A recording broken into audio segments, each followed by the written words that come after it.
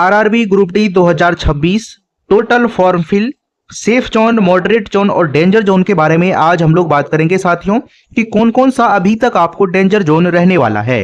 तो चलिए साथियों, सबसे पहले हम लोग जो है डेंजर जोन के बारे में बात करते हैं। पहला है आपको कोलकाता, जहां पर वैकेंसी की संख्या 1173 टोटल वैकेंसी है। लगभग यहां पर आपको 6 लाख प्लस फॉर्म भरे गए हैं। पर सीट कॉम्पिटिशन 184 का, और ये आपको डेंजर जोन रहने वाला है। आरआरबी ग्रुप डी 2026 के लिए साथियों अंक गणित का ये हैंड रिटन नोट्स है, जिसमें आपको नंबर सिस्टम, परसेंटेज, उसके बाद SI CI, इन सभी का आपको हैंड रिटन नोट्स मिल जाता है थ्योरी का। और ये आपको साइंस का, जिसमें बायोलॉजी, केमिस्ट्री और फिजिक्स का वन लाइनर क्वेश्चंस मिल जाता है। और इसमें सबसे अच्छी बात है कि आपको सारे टॉपिक वाइज प्रश्न दिए गए हैं और लास्ट में इसका आपको प्रैक्टिस क्वेश्चंस भी दिया गया है।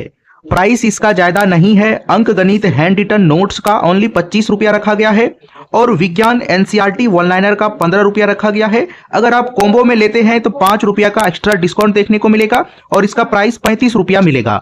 और लेने के लिए आपको इस कॉन्टैक्ट नंबर पर मैसेज करना है और PDF आपको मिल जाएगा।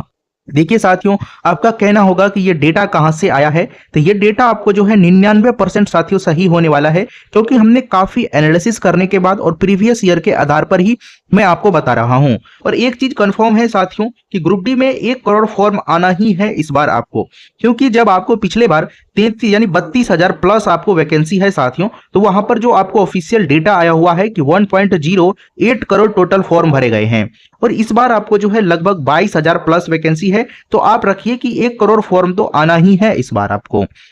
तो चलिए नेक्स्ट जोन की हम लोग बात करते हैं, वो है आपको भोपाल साथियों, जहां पर वैकेंसी की संख्या 1147 टोटल वैकेंसी है और 4,90,000 प्लस फॉर्म भरे गए हैं। 180 का पर सीट कॉम्पिटिशन है और ये आपको डेंजर जोन रहने वाला है। नेक्स्ट जोन की हम लोग बात करते हैं, जिसे आपको गोरखपुर है। तो गोरखपुर नहीं साथियों, यहाँ गोरखपुर ही है और यहाँ पर 1196 टोटल वैकेंसी है। 6 लाख प्लस फॉर्म भरे गए हैं। 180 का पर सीट कॉम्पिटिशन और ये भी आपको डेंजर जोन रहने वाला है।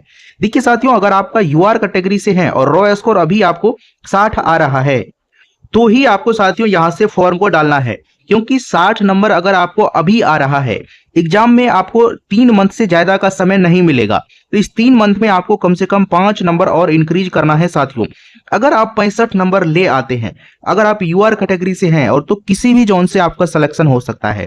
और अगर जो भी OBC, SC ST WS category है, तो आपको तो इससे कम ही लाना है साथियों, क्योंकि पिछले बार आपको हाईएस्ट कट ऑफ जो है, यानी 2019 की मैं बात कर रहा हूं, क्योंकि 24-25 वाले का अभी आपको कट ऑफ नहीं आया है, उसका सिर्फ अभी आंसर की जारी किया गया है। 70.98 कट ऑफ आपको जो है साथियों हाईएस्ट गया है UR कैटेगरी का। और देखिए, मैं आपको एक चीज और बार बार कहता हूं कि जोन आपको क्यों अच्छे से डिसाइड करना है। देखिए, UR कैटेगरी से ही 70.98 कट ऑफ गया है और UR कैटेगरी में ही आपको साथियों 57.38 कट ऑफ आपको गया है। तो आप सोच सकते हैं कि कितना साथियों, अब जो स्टूडेंट 70 नंबर लाया होगा, जो 57 लाया होगा, यानी 57 तो लाने की भी जरूरत नहीं है, क्योंकि ये नॉर्मलाइज स्कोर है साथियों, यानी इससे कम ही जो लाया होगा उसका सिलेक्शन हुआ होगा साथियों। तो चलिए अब मैं आपसे बात करता हूं कि मॉडरेट जोन इस बार कौन कौन से रह सकता है। तो पहला होगा मुंबई, जहां पर वैकेंसी की संख्या साथियों 1979 टोटल वैकेंसी है। 7,60,000 प्लस फॉर्म भरे गए हैं। यहां पर आपको जो है 149 का पर सीट कॉम्पिटिशन है और ये आपको मॉडरेट रहने वाला है। नेक्स्ट है आपको चंडीगढ़ साथियों, जहां पर सबसे अधिक वैकेंसी है। 3537 टोटल वैकेंसी है। यहाँ पर 10 लाख लगभग 80,000 प्लस अभी तक आपको तो फॉर्म यहाँ पर भरे ही गए होंगे साथियों। और देखिए, यहाँ पर सीट कॉम्पिटिशन 138 का है और ये आपको मॉडरेट जोन रहने वाला है। नेक्स्ट की हम लोग बात करते हैं साथियों, वो है अहमदाबाद, जहां पर सेकंड हाईएस्ट वैकेंसी आपको है, जहां पर 3148 टोटल वैकेंसी है। 9,20,000 प्लस आपको फॉर्म भरे गए हैं। 127 का पर सीट कॉम्पिटिशन और ये आपको मॉडरेट जोन रहने वाला है। देखिए साथियों, वैकेंसी की संख्या जहां भी अधिक होता है, वहां पर कट ऑफ आपको ऐसा देखा जाता है कि मॉडरेट में रहता है। आप कम भी नहीं कह सकते हैं, अधिक भी नहीं कह सकते हैं, यानी वो बीच में कट ऑफ रहता है और सबसे सेफेस्ट होता है स्टूडेंट का। तो इसलिए यहाँ पर फॉर्म की संख्या अधिक स्टूडेंट डालते हैं। चलिए, तो नेक्स्ट हम लोग बात करते हैं आपको भुवनेश्वर का, जहां पर 803 वैकेंसी है। 2,50,000 प्लस आपको फॉर्म भरे गए हैं। 114 का पर सीट कॉम्पिटिशन और ये भी आपको मॉडरेट जोन रहने वाला है। नेक्स्ट जोन की हम लोग बात करते हैं, जैसे अजमेर है। अजमेर में आपको 974 टोटल वैकेंसी है। 3,99,000 प्लस आपको फॉर्म भरे गए हैं। 113 का परसीट कंपटीशन और ये मॉडरेट जोन रहने वाला है। पटना में अभी आपको जो है साथियों 993 टोटल वैकेंसी है। यहाँ पर जो है आपको 2,96,000 प्लस फॉर्म भरे गए हैं। 109 का परसीट कंपटीशन है और ये आपको मॉडरेट जोन रहने वाला है। नेक्स्ट जोन की हम लोग बात करते हैं चेन्नई साथियों। चेन्नई में आपको 1036 टोटल वैकेंसी है और आपको जो है टोटल अभी तक जो फॉर्म भरे गए हैं वो 3,50,000 इतना तो फॉर्म भरे ही गए होंगे साथियों। यहाँ पर 104 का परसीट कंपटीशन और ये आपको मॉडरेट जोन रहने वाला है। तो साथियों आप चाहे तो यहाँ से भी फॉर्म को डाल सकते हैं, लेकिन हमने आपको बेस्ट तरीका बताया है कि आप अपने तैयारी को देखिए और फिर उस हिसाब से फॉर्म को भरिए। तो चलिए हम लोग सेफ जोन की बात करते हैं, इस बार कौन कौन से आपको सेफ जोन रहने वाला है। तो रांची में 949 टोटल वैकेंसी है। 1,40,000 प्लस आपको फॉर्म भरे गए हैं। 101 का परसीट कंपटीशन और ये आपको सेफ रहने वाला है। नेक्स्ट जो है साथियों वो है सिकंदराबाद, जहां पर 1012 टोटल वैकेंसी है। 2,40,000 प्लस आपको फॉर्म भरे गए हैं। 101 का यहाँ भी परसीट कंपटीशन और ये भी आपको सेफ जोन रहने वाला है। नेक्स्ट हम लोग बात करते हैं साथियों वो है आपको बिलासपुर, जहां पर 1199 टोटल वैकेंसी है और टोटल फॉर्म की बात करें 4,95,300 प्लस आपको फॉर्म भरे गए हैं। 94 का यहाँ पर परसीट कंपटीशन, ये भी आपको सेफ जोन रहने वाला है। नेक्स्ट जोन की बात करें साथियों तो नेक्स्ट जोन आपको है बेंगलुरु, जहां पर मात्र 90 ही वैकेंसी है और टोटल आपको जो है फॉर्म साथियों 9,000 प्लस आपको यहाँ पर फॉर्म है। 86 का परसीट कंपटीशन और ये आपको सेफ रहने वाला है। गुवाहाटी में 1776 टोटल वैकेंसी है। 4,08,000 यानी 800 प्लस आपको फॉर्म भरे गए हैं। 87 का यहाँ पर परसीट कंपटीशन, तो ये आपको सेफ रहने वाला है।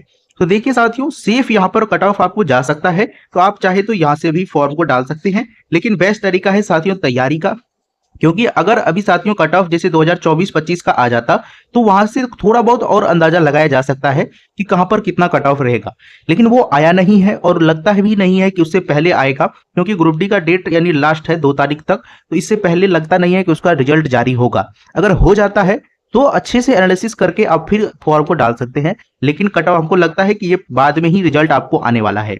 वैसे आपको टारगेट हमने जो बताए हैं साथियों कि आप 65 प्लस अभी रो स्कोर लाइए किसी भी तरह से, तो आप कहीं भी फॉर्म को डाल दीजिए, क्योंकि ग्रुप डी का कट ऑफ साथियों हाईएस्ट आता है। पिछले बार आपको 70 कट ऑफ किया है और क्वेश्चंस भी ऐसा नहीं है कि 10th लेवल का है तो थोड़ा सा इजी रहता इजी ही है, रहता सिलेबस से ही प्रश्न है, लेकिन थोड़ा सा आपको घुमाया हुआ प्रश्न रहता है बाकी अदर एग्जाम से। जैसे अगर आप एएलपी का बात करिएगा या जेई का बात करिएगा, एनटीपीसी का, उसका तो सेगमेंट ही अलग है, फिर भी आपको एएलपी सब में क्वेश्चंस इजी पूछा जाता है।